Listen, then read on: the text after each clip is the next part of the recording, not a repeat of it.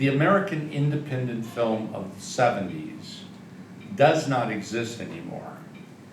But that didn't stop us from making Heartstrings. Yeah. We made a 1970s American independent film. I actually had someone from one of the major festivals, a very lovely lady, very smart, and she said, Sundance is now the definition of American independent film. You didn't make a Sundance movie. So this is not an American independent film in the year 2023, but it's a perfect American independent film if you're still stuck in 1975, as I am. So.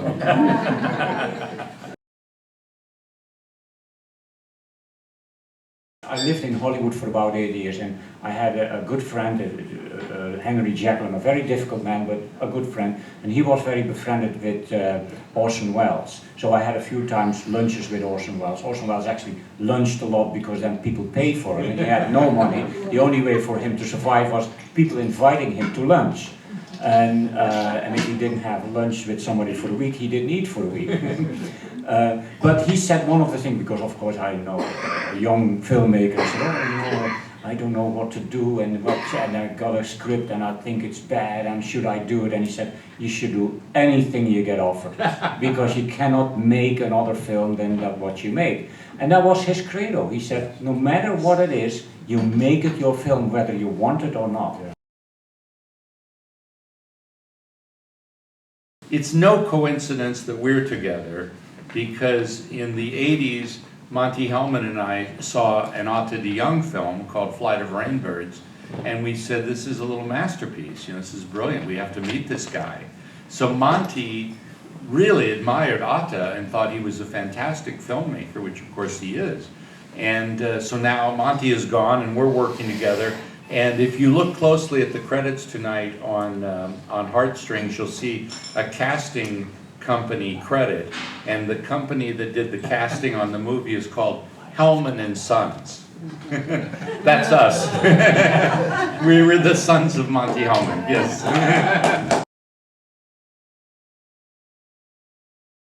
So you have a person like Monte Hellman, who is sort of a European in exile, intellectual, working on a movie about chicken fighting that was designed to go into drive-in theaters, and he brings in the French New Wave cinematographer Nestor Almendros, who had been shooting, with Romer and Truffaut and Bresson, and so you have, like a French New Wave art film about fighting chickens in the South, That was American cinema in the 70s before Sundance, And as a filmmaker, you're a total whore. So the first film that you can make, you do it. But at the same time, you're a whore and you do it and you do anything. But at the same time, you can't be different than what you are. I would so much love to make extremely commercial films, but they will always be the films that I make. Like some of the great commercial filmmakers could not do something else. They can only do what they do. And I believe in that. You can only do the way you are. In the weirdest way, we made almost like a Christian film. We made a faith-oriented film. A film that is very full of sunlight and hope and values, but it's also a very angry film. It's angry about a part of American spirit that is kind of bullshit and greedy and dishonest, and about how hard it is to stay true to art and to stay true to love. And it's a film that celebrates love and truth, but it also tells you how goddamn hard it is to stay honest, to stay truthful, and to stay in the light and in love. So it's not some fantasy about hopefulness. It's about how hard it is to be hopeful. And I think that's something that we absorb, or we have in common with Monte. We have that spirit of just do it, I believe in a form of animism. Animism is like, everything has a certain kind of a potential, like if it's a stone or a table or a glass or a person or a plant or whatever. I'm not a tree hugger or something, but I do believe there are powers that we don't know yet. That leads to the belief that actually the past still exists here in the present. You know, there have been other people here. You don't see them as spirits, but somehow they have formed this environment. That is very much in Heartstrings. Heartstrings have like old Appalachian music that appears in places without any reason or rhymes. And the same thing will happen with what the music that the young people make. That will go on later, and in a certain way the life unites and becomes in a certain way a whole thing. So a film is not so much, and that's a thing that connects Heartstrings with, for instance, Cockfighter.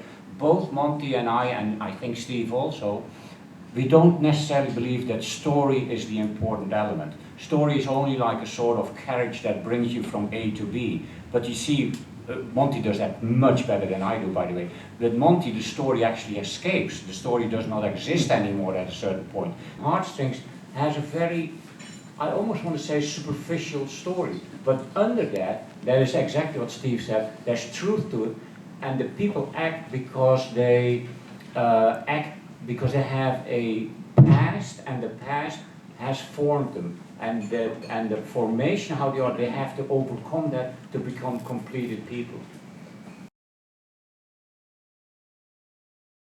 Our knowledge in writing this movie, a lot of it is derived from the stories in Variety about reality TV. There's a scandal this week about one of the people on Real Housewives, one of the producers, you know, people are accusing him of being a terrible person. In our movie, the man who has created this reality TV show to make people be ugly and terrible to each other, he's a horrible human being. It's all based upon the world of show business and reality TV, and that there's no reality in it. It's all a giant business, and it's all very dishonest and fake in its own way.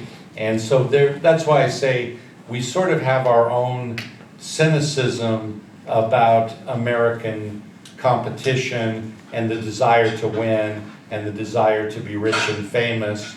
That's in opposition to these two young people in the story who really want to have love and want to have art. They want to make their stories and tell their, sing their songs and be artists, and they want to be true to themselves. If you want to be true to yourself and you want to be in Hollywood, I would say two words to you. Well, I'd say four words. One is fuck you, and the other is good luck. Monty and I had just made a movie for a company called Live Home Entertainment, and Monty brought Tarantino and the script of Reservoir Dogs and 100% funded it. For about 20 years, the story was told some other way, and it was all bullshit, you know. But the truth is Monty found 100% of the financing for Reservoir Dogs. And he also was a producer on the film, executive producer, sort of behind the scenes working with Quentin to make the film.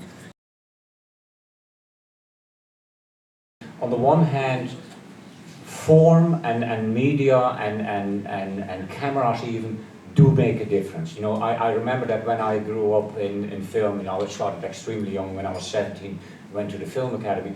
The difference was at that point between cinema, so films in the theater, and television, and we all looked down on television. I remember I made a Miami Vice and I almost didn't do it because it was totally like a bad thing to do television, but you know, it started me in America, and now of course it's the only thing that people remember. But it's the same now. Everybody says, oh, I believe that storytelling is the key thing, but the medium that it is shown does make a difference. If you see a film on a TV screen, on a traditional TV screen, you immediately see if it's a cinema film or if it's a film made for TV. You see it in the way the camera works, you see it in the way the light is done and all that sort of thing. That starts to blur a little bit, not because the films are different made, but because the screens become bigger.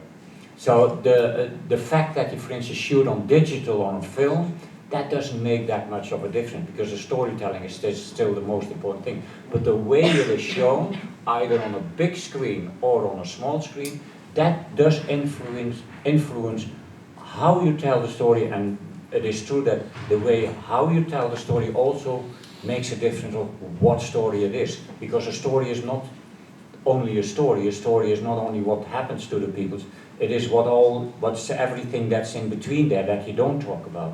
So if you say how's the future gonna be, I think the future is gonna depend on the way the films are basically shown.